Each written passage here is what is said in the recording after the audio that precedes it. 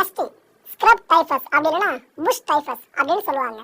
தெற்குல Japan, அப்படியே தெற்குல Australia, கிழக்குல வந்தீங்கன்னா பாகிஸ்தான். இந்த 3 நாடுகள் இருக்குல்ல, இதுக்கு இடைப்பட்ட பகுதியில் எங்கெங்கெல்லாம் இருக்கோ அங்க எல்லாமே இந்த ஸ்க்ரப் டைஃபஸ் இருக்குல்ல, இது சார்ந்த தலைவலி ரொம்ப அதிகம்.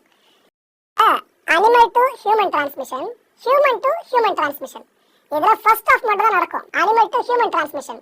அந்த எலி, பூனை, நாய்கள் இதுங்களாம் ஒண்ணி வந்து நம்ம பார்த்துருப்போமா, அவன் தாங்க நம்மளுக்கு ஃபுல்லாக அந்த பரப்பு வரலே. இல்லையா, ஃபீவர் இருக்குல்ல, ஹெவியாக இருக்கும், சட்டுன்னு ஒரு மாதிரி பீக்கில் அடிக்கும் ஃபீவர். சில்னஸ் இருக்குல்ல, அதுவும் ஹெவியாக இருக்கும்.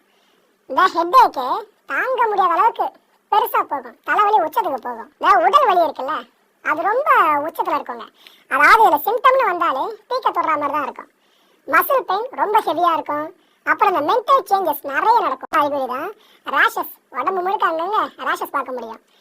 எஸ்கர்னு சொல்லுவாங்க. இது போல மார்க் ஒன்று உடம்புல ஏற்படும். டார்க்கா இருக்குங்க அந்த மார்க் பார்க்கறதுக்கு, ரவுண்டா இருக்காது, ஒரு மாதிரி நீள்வட்டமா தெரியுதா, முட்டை ஷேப்ல இப்படி இருக்கும். இதனால ஏதாவது மரண வாய்ப்பு இருக்கான்னு கேட்டீங்கன்னா இருக்கு. ட்ரீட்மெண்ட்டும் இருக்குங்க. அதாவது ஆன்டிபயோட்டிக் இருக்குல்ல, இதில் சில மெடிசன்ஸ் நேம் இருக்கு, அதைங்க நம்ம சொல்ல வேணாம், அது டாக்டர்ஸோட வேலை. டயக்னோசிஸ் பண்ற ப்ரொசீஜர் பார்த்தீங்கன்னா எத்தனை இருக்கு. அதில் ஒன்னொன்னா எடுத்துக்கிட்டீங்கன்னா ஹிஸ்டரி அண்ட் பிசிக்கல் எக்ஸாமினேஷன் மூலமா கண்டறிவாங்க. Biopsy of rash with fluorescent antibody staining to detect organisms, இதை பேஸ் பண்ணி கண்டுபிடிப்பாங்க. அண்ட் மூணாவது acute and convalescent serologic testing, இந்த டெஸ்டிங் மூலமா கண்டுபிடிப்பாங்க. இதில் கடைசியா 2 இருக்கிறது கொரோனா டைம் எல்லாருக்கும் தெரிஞ்சதுதான். ஒன்று PCR polymerase chain reaction test, இன்னொன்று எலிசா இந்த என்சைம் லிங்க்டு இம்யூனோசர்வன்ட் ஆசே.